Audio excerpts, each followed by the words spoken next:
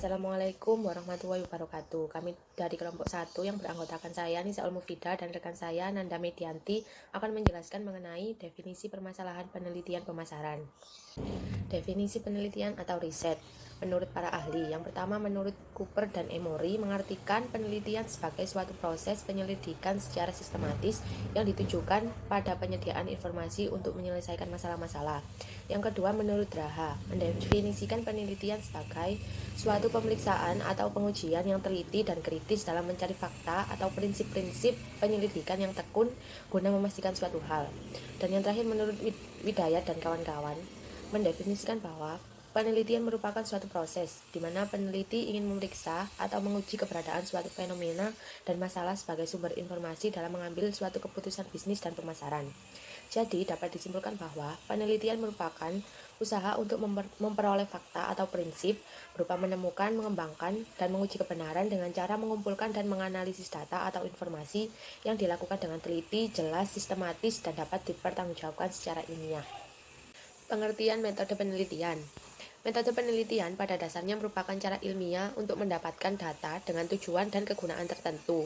Maksud dari cara ilmiah adalah bahwa kegiatan penelitian bersandar pada ciri-ciri keilmuan, yaitu rasional, sistematis, dan empiris.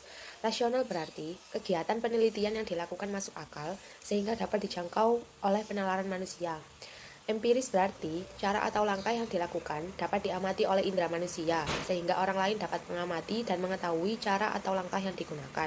Sedangkan sistematis berarti proses yang digunakan dalam penelitian menggunakan langkah-langkah tertentu yang bersifat logis. Ruang lingkup riset pemasaran. Riset pemasaran sangat penting untuk perencanaan pasar strategis dan pengambilan keputusan.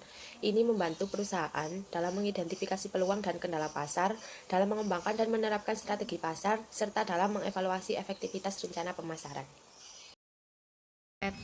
Proses riset adalah kegiatan yang dilakukan oleh periset baik secara perorangan, kelompok maupun institusi yang memiliki target. Memiliki beberapa langkah, yakni mendefinisikan masalah, pengembangan pendekatan masalah, perumusan desain, persiapan dan analisis data, penulisan dan presentasi hasil, lalu tolak atau diterimanya laporan. Memiliki 3 tujuan sebagai alat untuk 1. Menemukan, membuktikan, dan mengembangkan. Menemukan di sini maksudnya adalah data atau informasi yang dihasilkan dari kegiatan tersebut merupakan data atau info baru yang belum pernah ditemukan peneliti sebelumnya. Dengan demikian, riset yang dihasilkan merupakan data atau informasi baru. Lalu membuktikan.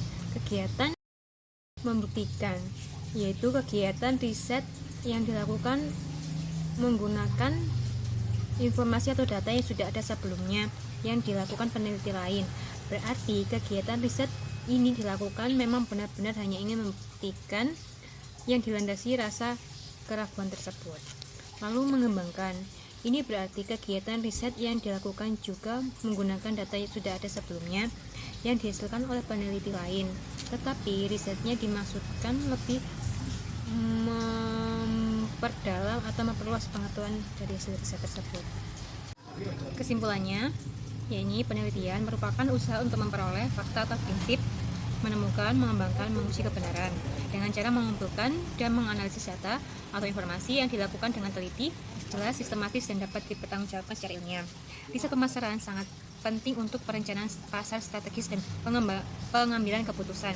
Ini membantu perusahaan dalam mengidentifikasi peluang dan kendala pasar, dalam mengembangkan dan menerapkan strategi pasar, serta dalam mengevaluasi efektivitas rencana pemasaran.